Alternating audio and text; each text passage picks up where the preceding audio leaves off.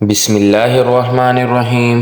السلام علیکم دوستو، آپ دیکھ رہے ہیں سید وائس 786۔ حضرت علی رضی اللہ تعالیٰ عنہ کی جنگ نہروان سے پہلے ایک نجومی سے گفتگو۔ ایک مرتبہ مولا علی جنگ نہروان کے لیے اپنے گھوڑے پر سوار ہو رہے ہوتے ہیں کہ ایک نجومی مولا علی کے پاس آتا ہے اور کہتا ہے، اے علی، یہ جنگ آپ مت لڑیں کیونکہ آپ کا ستارہ گردش میں ہے، آپ یہ جنگ بری طرح ہار جائیں گے۔ مولا علی اس کی بات سن کر گھوڑے سے اتر گئے اور نجومی کو کہتے ہیں، اچھا تم ستاروں کے حال جانتے ہو؟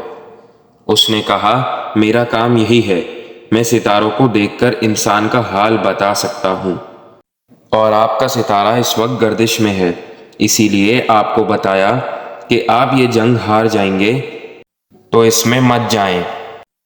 مولا علی نے فرمایا، اچھا یہ بات ہے تو ذرا یہ تو بتاؤ کہ سامنے جو اونٹنی کھڑی ہے اس کا جو بچہ ہوگا وہ نر ہوگا یا مادہ؟ اب وہ نجومی خاموشی سے مولا علی کو دیکھتا رہا۔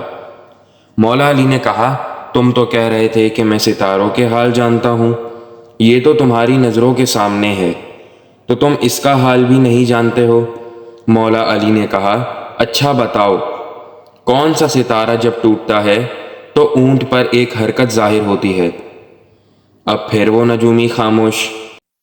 پھر مولا علی نے بولا، اچھا پھر یہی بتا دو کہ میرے گھوڑے کے پاؤں کے نیچے زمین پر ایک چیز ہے، بتاؤ وہ کیا ہے؟ نجومی خاموشی سے حضرت علی کو دیکھتا رہا۔ مولا علی نے کہا، تم آسمان کے تو کیا زمین پر تمہاری نظروں کے جو سامنے ہے وہ بھی نہیں جانتے؟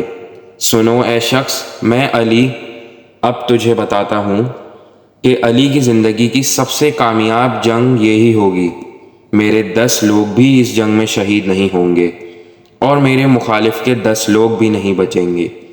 اور پھر تاریخ میں لکھا گیا کہ جنگ نہروان میں مولا علی کا کوئی بھی ساتھی شہید نہیں ہوا اور مولا علی کے مخالف کے صرف 9 آدمی بچے۔